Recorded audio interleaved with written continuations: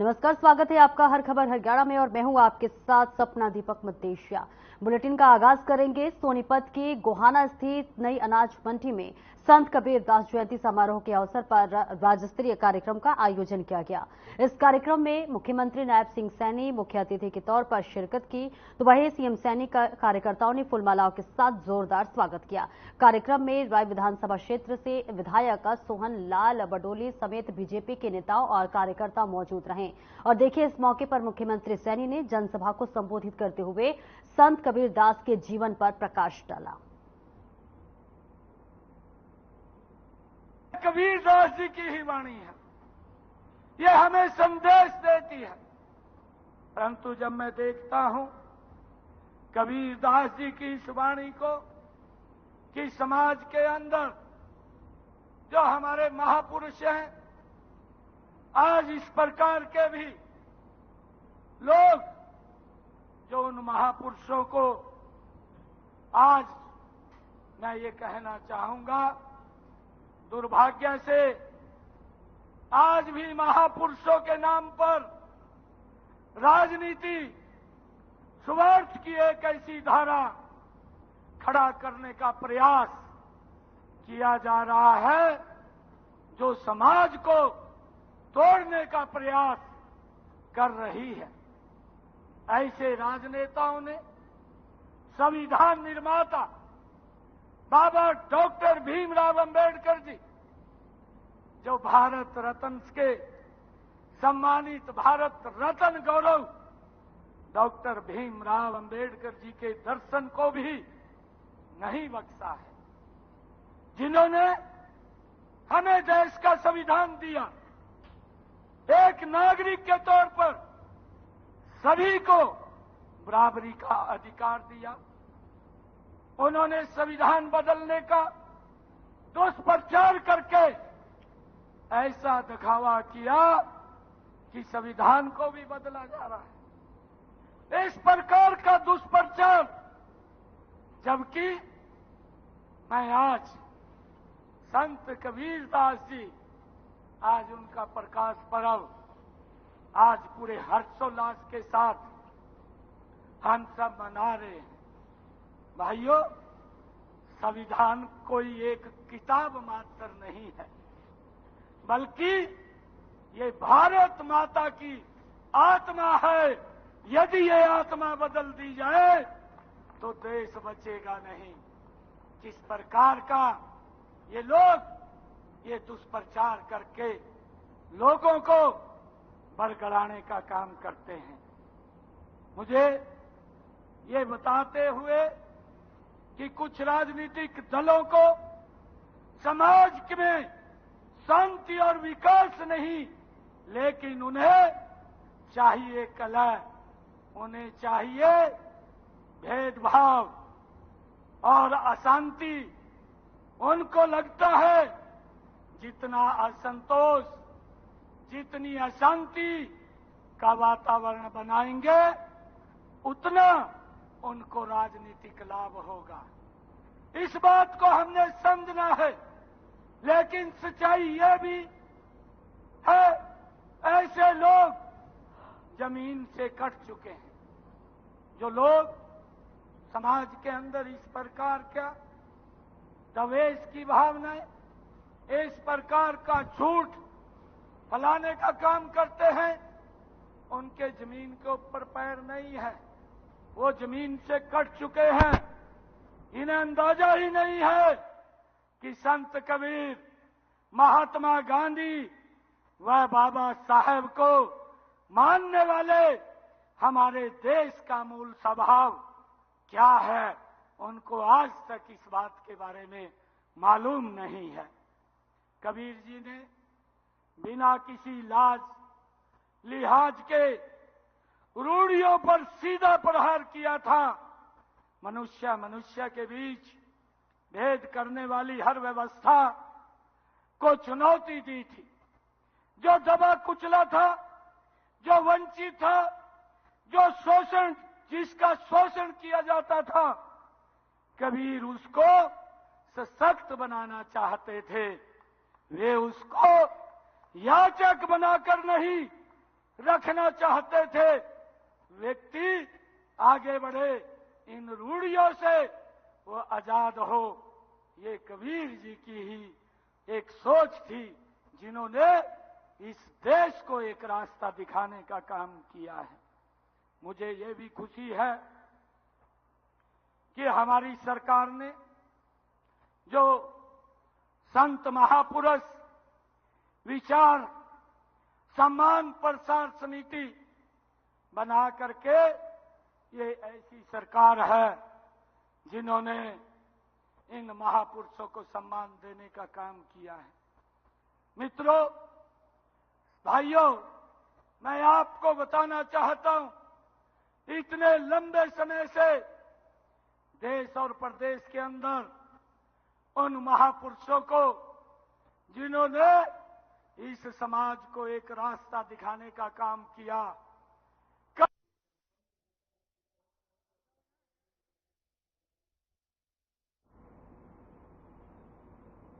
और इसी के साथ मुख्यमंत्री नायब सिंह सैनी ने गोहाना में मंच से एक बड़ी घोषणा की। मुख्यमंत्री सैनी ने कहा कि गोहाना को प्रदेश का 23वां जिला बनाया जाएगा और इसके लिए कमेटी का गठन भी किया जा चुका है।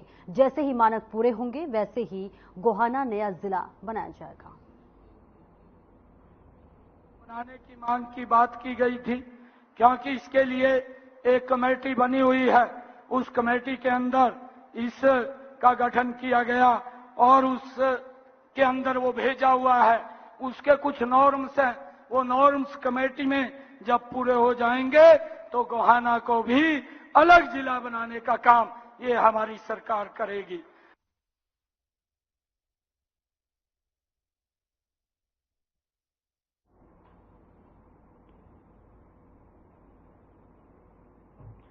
तो वही चंडीगढ़ स्थित हरियाणा निवास में केंद्रीय ऊर्जा एवं शहरी विकास मंत्री मनोहर लाल से हरियाणा के कृषि मंत्री कंवरपाल गुर्जर ने मुलाकात की। इस मौके पर कंवरपाल गुर्जर ने मनोहर लाल को केंद्रीय मंत्री बनने पर बधाई और शुभकामनाएं दी। आपको बता दें कि दोनों के बीच इस दौरान हरियाणा विधानसभा चुनाव समेत कई मुद्दों को लेकर चर्चा की गई।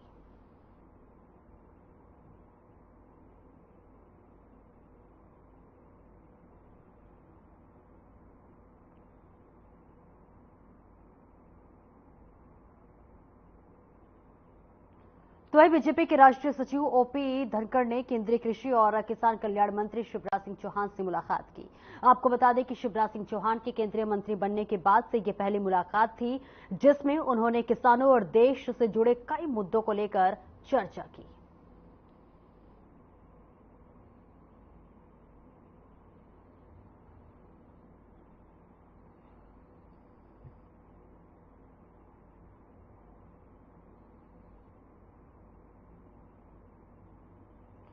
और आगे बढ़ते हैं। हरियाणा के यमुनानगर के जमाधारी के गुप्ता पैलेस में कांग्रेस कार्यकर्ताओं का सम्मेलन होना है, जिसे हरियाणा के पूर्व मुख्यमंत्री भूपेंद्र सिंह हुड्डा, प्रदेश कांग्रेस अध्यक्ष उदय भान सहित अन्य कांग्रेस नेता संबोधित करेंगे। अंबाला के सांसद बरोड़ा मुलाना ने कार्यकर्ता सम्मेलन स्थल का दौरा करके कार्यकर्ताओं की ड्यूटियां लगाई और उन्होंने बताया कि भूपेंद्र सिंह हुड्डा और उदय भान कार्यकर्ताओं को विधानसभा चुनाव को लेकर दिशा निर्देश देंगे।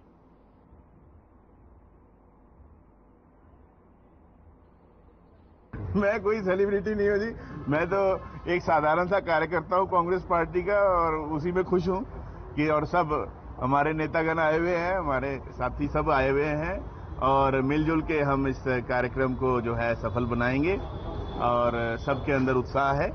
और कल ही हमारे अंबाला लोकसभा के तीनों जिलों में ये कार्यक्रम है।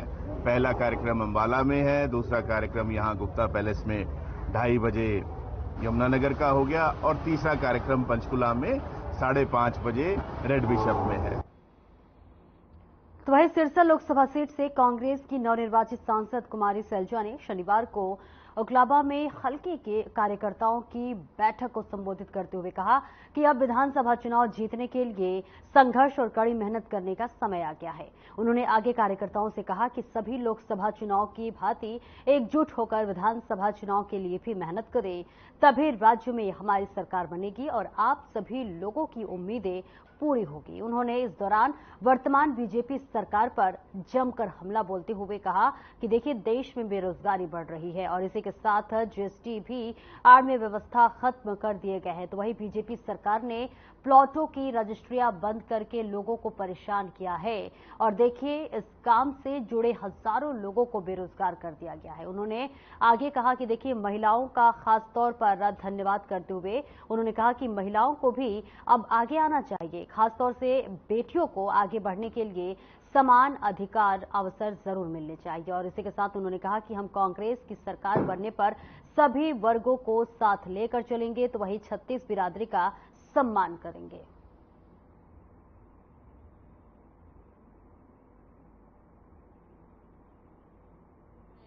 चुनाव में, लोकसभा चुनाव में जिस प्रकार से लोगों ने भाजपा को नकारा है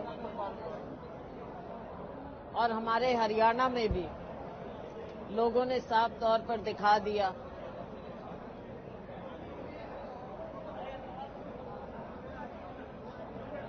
सब लोगों ने, 36 बिरादरी ने, कि वो भविष्य की ओर कैसे देख रहे हैं। भाजपा ने हर वर्ग के साथ धोखा किया, नाइंसाफी की। ने जहां 5 सीट जीती उनमें सिरसा लोकसभा के लोगों ने बहुत शानदार तरीके से कांग्रेस पार्टी को जिताया। यहां पर उपस्थित मेरे अपने ही परिवार के सभी। तो वही भारत सरकार ने किसानों को बड़ी राहत देते हुए 14 फसलों पर एमएसपी बढ़ाई है। जी हां, लेकिन एमएसपी के बढ़ाए जाने के बावजूद किसान खुश नहीं हैं। किसानों का कहना है कि धान की फसल पर पिछले साल के मुकाबले 400 रुपए खर्चा ज्यादा आ रहा है, जबकि एमएसपी 117 रुपए बढ़ाया गया है। किसानों का कहना है कि अगर धान की एमएसपी 3000 रुपए तक हो जाए तो हमारा भी गुजारा हो सकता है और लेबर का भी हो सकता है।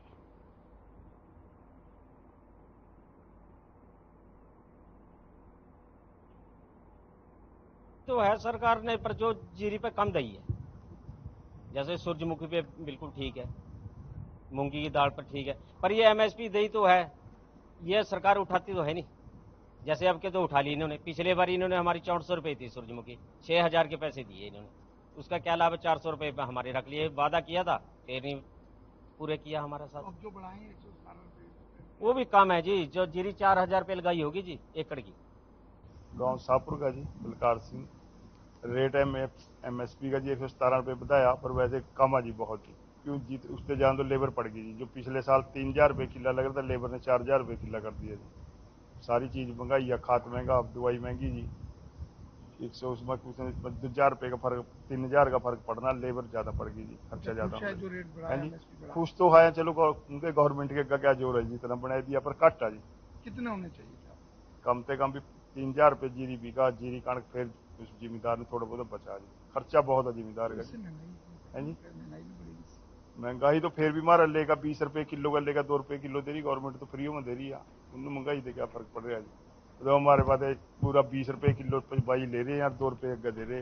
हाँ चलो बताया जी 117 रुपये, उससे हम चलो खुश हैं, पर फिर भी कम है जी। जो हमारे पर खर्चे पड़ते हैं लेबर के, उस हिसाब से कम है। तो जे 3000 रुपये रेट हो जाए हमारा, फिर हमारा भी हो सकता है गुजारा और हमारे लेबर का भी हो सकता है।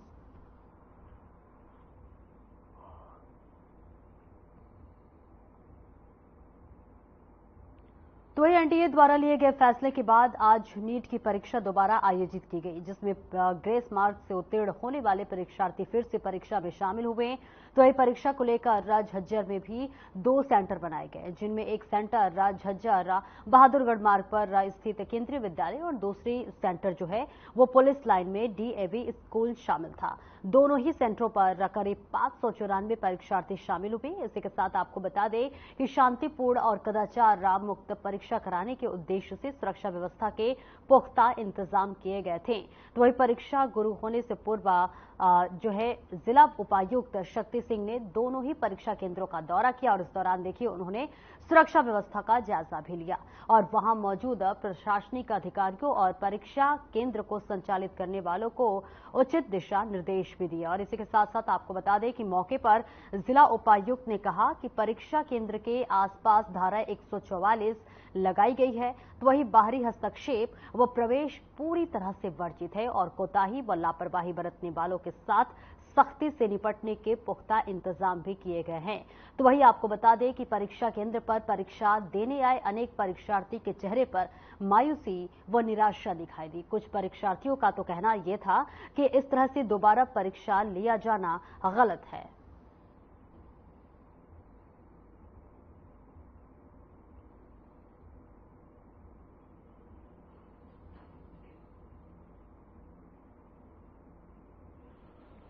एग्जामिनेशन सेंटर में केवल जो व्यक्ति एग्जामिनेशन ड्यूटी पर है या एग्जामिनिंग है वही लोग अंदर जा पाएंगे और बाहर आपने देख लिया है सुरक्षा व्यवस्था है, पार्किंग स्पेस बहुत दूर है, सफिशिएंट दूरी पर है।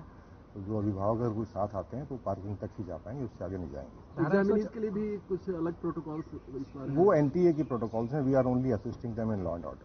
प्रशासन की तरफ से धारा 144 लगाई? जी हाँ, बिल्कुल लगाई। कितने सेंटर बनाए गए सर? 2 सेंटर हैं जी हमारे यहाँ, एक केंद्रीय विद्यालय में है और एक यहाँ पर डीएवी स्कूल में है। सर आप लोगों का इसमें क्या रोल रहेगा फेयर इलेक्शन को लेकर, क्योंकि फेयर एग्जाम को लेकर, माफ कीजिएगा? बड़ा स्पष्ट सा रोल है जी, हम कोई भी बाह्य हस्तक्षेप नहीं होने देंगे और एग्जामिनेशन जो सैंक्टिटी एग्जाम है उसको हर हाल में मेंटेन किया। तो सर क्या लास्ट टाइम जब एग्जामिनेशन हुए थे तो तब भी आप लोगों को इस तरीके से डिप्लॉय किया गया था? जी बिल्कुल, ड्यूटी हमने हमारी लगाई गई थी और हमने ड्यूटीज लगाई थी, सारी सुरक्षा व्यवस्था की थी। एक्सटर्नल इंटरफेरेंस हम नहीं होने देंगे। तो दोनों सेंटरों में देंगे बच्चे पेपर दे रहे हैं? टोटल आई थिंक 594 समथिंग है, 182 एक जगह पे है और 4 समथिंग आगे है। व्यवस्था क्या की गई है सर? देखिए जी, जो विद्यार्थी पेपर देने के लिए आएंगे उनके लिए पानी की व्यवस्था है, फैन है, अनइंटरप्टेड पावर सप्लाई है ताकि वो आराम से अपनी परीक्षा दे सकें। और जो अपना एनटीए की टीम है उन्होंने अपना स्टाफ डिप्यूट किया हुआ है, उस स्टाफ के जिम्मे है परीक्षा। हम इंश्योर करेंगे कि बाहर से कोई भी हस्तक्षेप ना। सर शिक्षा मंत्रालय से भी किसी तरह का कोऑर्डिनेशन है, कोई बातचीत? हाँ, निश्चित तौर पर कोऑर्डिनेशन है, परीक्षाओं के समय पर हमारा कोऑर्डिनेशन हमेशा से होता है। दोनों नहीं, ग्रेस मार्क के हटवा देने चाहिए थे ना। फिर अब कल ही पता चला था मेरे को तो कि आज का मेरा पेपर है, इतनी जल्दी में ना तैयारी हुई ना कुछ, तो पेपर तो खराब ही जाएगा। पेपर तो 1 हफ्ता पहले कैंसिल कर दिया गया था और क्या गया था 23 तारीख को। तो एडमिट कार्ड वगैरह का तो जगह की तो होनी थी ना, तो उसके बारे में तो मेरे को कल ही पता चला। एग्जाम कौन से सेंटर में था आपका? हरदयाल में। हरदयाल में क्या कुछ हुआ था उस दिन? नहीं, इतना तो कुछ हुआ नहीं, अच्छे से एंट्री वगैरह करके वो तो ठीक है कि आधा टाइम तो उन्होंने वैसे ही बायोमेट्रिक में उसमें साइन वगैरह करवाने में लगवा दिया था इन्विजिलेटर ने, पर तो इतना बढ़िया भी नहीं हुआ। अब की बार देखो क्या। ग्रेस मार्क्स कितने मिले थे आपको? नहीं, इतना तो मैंने कुछ वो देखा नहीं, पर दोबारा पेपर होने से अच्छा था कि उसी का ही कर देते हैं। पिछली बार ग्रेस मार्क्स दिए गए थे, हाँ। उसके बाद दोबारा पेपर हुआ, तो क्या लग रहा है आपको कि पेपर होना चाहिए था ग्रेस मार्क्स को लेकर के या नहीं होना चाहिए था? पेपर तो होना चाहिए था, पर ओनली 563 का नहीं होना चाहिए, सबका होना चाहिए था। पिछली बार आपके जो मार्क्स आए थे, कितने मार्क्स आए थे? मेरे 580 आए। आप कहाँ से आए हो? बहादुरगढ़। बहादुरगढ़। कौन से स्कूल में पेपर हुआ था आपका? हमारा हरदयाल पब्लिक स्कूल में। हरदयाल पब्लिक स्कूल में हुआ था। तो हरदयाल पब्लिक स्कूल में किस प्रकार की आपको टाइम का कोई ड्रेस दिया गया था या कोई टाइम का कंपनसेशन नहीं दिया गया था वहाँ पे? पता नहीं किस बात का दिया, हमें तो कुछ नहीं पता। हम गए थे वहाँ पे तो अच्छे से पेपर हुआ था। हाँ, बस हमें 2 पेपर दे दिए गए थे और 15 मिनट या फिर 5-10 मिनट ऐसा ही कुछ लेट हुआ होगा, ज्यादा लेट नहीं हुआ था। तो टाइम का कोई कंपनसेशन दिया गया था उस समय? नहीं। तो आपकी ग्रेस मार्क मिले 580 में ग्रेस मार्क मिले? ग्रेस मार्क मिले थे आपको? मुझे तो 60 या 50 ऐसे कुछ मिले हैं।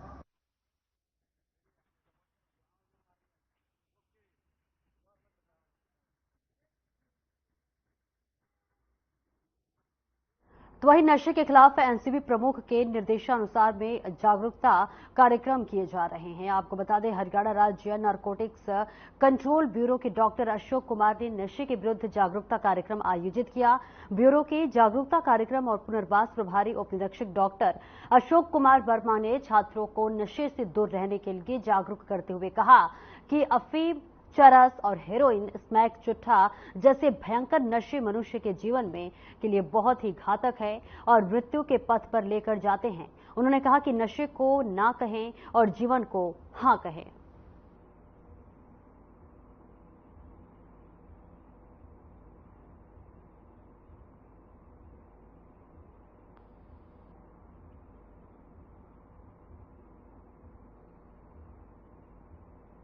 और आगे बढ़ते हैं, सोनीपत के स्वास्थ्य विभाग की टीम को बड़ी कामयाबी हाथ लगी है। विभाग ने सोनीपत से यूपी के बुलंदशहर में ले जाकर भ्रूण लिंग जांच कर गर्भ में बेटी के भ्रूण की चंद रुपयों के लालच में हत्या के आरोपों को गिरफ्तार कर लिया गया है। तो वही गिरफ्तार आरोपी दिल्ली एम्स में तैनात एक डाटा ऑपरेटर के पद पर तैनात था। आपको बता दें कि सोनीपत के जिला सिविल सर्जन डॉक्टर जयकिशोर को गुप्त सूचना मिली थी कि उत्तर प्रदेश के बुलंदशहर में गर्भ में भ्रूण लिंग जांच करवाई जा रही है, जिसके बाद स्वास्थ्य विभाग की टीम सोनीपत के पीएनटी टीम का गठन किया, जिसमें एक नकली ग्राहक को तैयार किया गया और 45,000 रुपए में सौदा तय हुआ था। ये जो हमारी डिस्ट्रिक्ट अप्रूवल अथॉरिटी है, इसके पास तकरीबन 15-20 दिन से ये शिकायतें प्राप्त हो रही थी कि कुछ इस प्रकार के कुछ गिरोह हैं सक्रिय सोनीपत और आसपास के क्षेत्र में, जो कि बाहर यूपी में, दिल्ली में भ्रूण लिंग की जांच जो है वो करवाते हैं। इसके लिए जो सिविल सर्जन सर हैं डॉक्टर जयकिशोर, इन्होंने आज जो है एक टीम का गठन किया, जिसमें मैं doctor Sumit Kaushik, nodal officer PNDT Sonipat से, डॉक्टर जितेंद्र शर्मा एसएमओ सोनीपत से।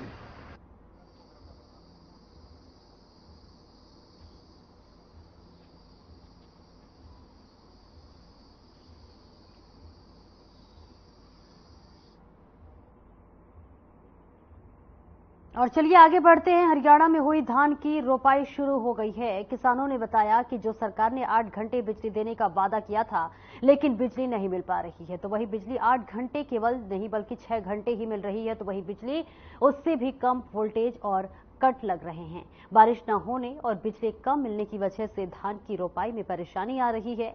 पानी न मिलने के कारण जो धान लगाया गया है वो सूखने की कगार पर है। किसानों को अब की बार धान की रोपाई में पिछले साल के मुकाबले ज्यादा लेबर पड़ रही है। इसी के साथ किसानों ने सरकार से बिजली को 8 घंटे देने की गुहार लगाई है।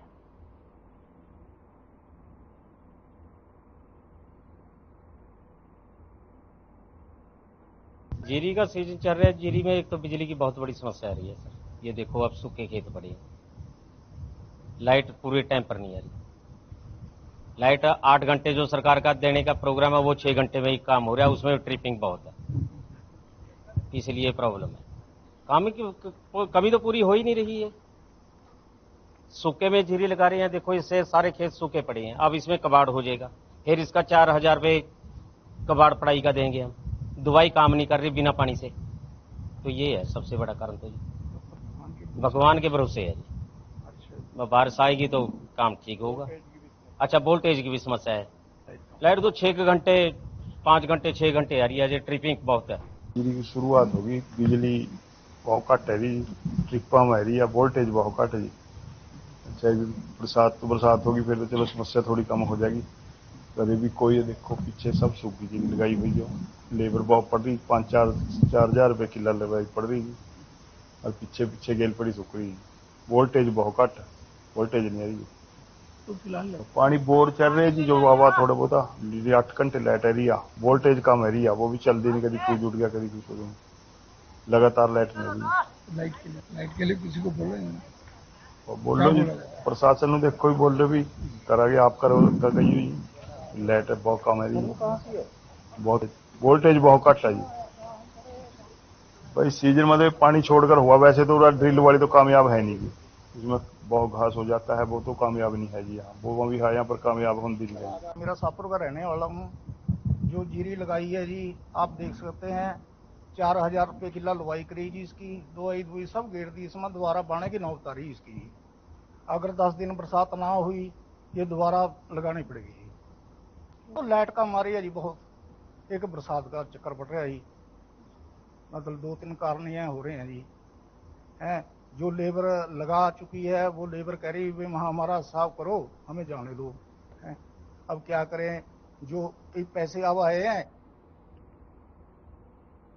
और फिलहाल मेरे साथ इस बुलेटिन में इतना ही। खबरों का सिलसिला आगे भी जारी रहेगा। दीजिए इजाजत, नमस्कार।